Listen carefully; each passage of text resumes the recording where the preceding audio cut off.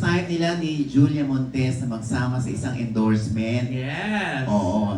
So, ito itanong mula kay Nika Sabio ng Push.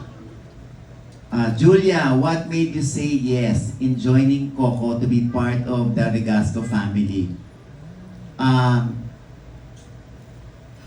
Kumusta daw yung partnership? Eh, wala akong salamin. Piniting ko. Kaya pa ba? Kaya pa ba? Oh. So, ayun nga daw, Miss Julia. Sabi po ni Miss Nika Sabio ng Push. What made you say po in joining the Recoco to be a part of Regasco family? And how does this partnership reflect your lifestyle and career as a businesswoman as well? Actually, yung totoo po, backstory, kahit po sila, Coco pa lang po ang kasama ng Regasco family. Talagang sumusuporta ng Regasco sa business namin sa food. So alam ko talaga kung paano ka dekalidad, talagang maganda yung quality ng ating produkto. At syempre masaya din ako dahil ngayon nga po, special tong araw na to dahil first endorsement namin together. Maalaga ang Regasco family. So talagang happy ako na kasama sila sa kusina. Syempre, di ba lagi tayo nagluluto sa mga mahal natin sa buhay, kay Coco. So dapat maganda yung ginagamit natin, di ba? So ito naman ang tanong pa. Please share how do you feel na kayong dalawa ni Julia are now part of Regasco? At what makes your tandem a perfect match to Regasco? Coco. Actually, sinabi ko nga kanina, napaka-special sa akin ito. Hindi dahil kinuha si Julia ng Regasco. Kasi ngayon sa buhay talaga namin, kami yung dalawa talaga nagtutulungan para tuparin yung mga pangarap namin, yung mga small business namin. Tapos ngayon magkasama kami sa Sigabo.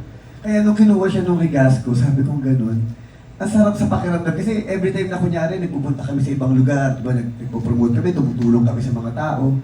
Ngayon, magka-partner na talaga kami at magkasama kami. At every time na kung ano man yung mga experiences ko na pinagdadaanan sa araw-araw sa aking buhay, sa trabaho ko, hindi ko lang naikukwento sa kanya pag uwi ko ng bahay. Kung hindi, makakasama ko na siya kung nasan man ako. Kaya sabi ko nga, nung kinuha siya nung Regasco, sobra akong thankful and then para sa akin, sobrang blessed po namin dahil talaga nagdedire-diretso yung mga blessing na dumarating sa buhay namin.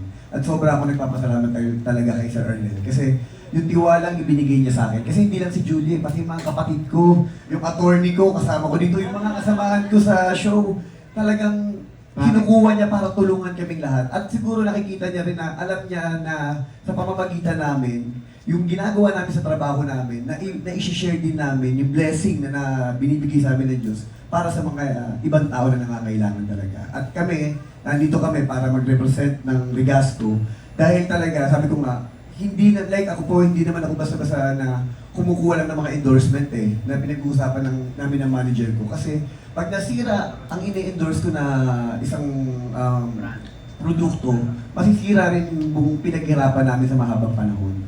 Kaya namin tinanggap ang Regasco kasi alam namin na ito talagang tama sa timbang, safe, at alam namin na makakatulong talaga sa lahat ng mga pamilyang Pilipino at lalong-lalo na sa kanilang mga negosyo. Iba talaga na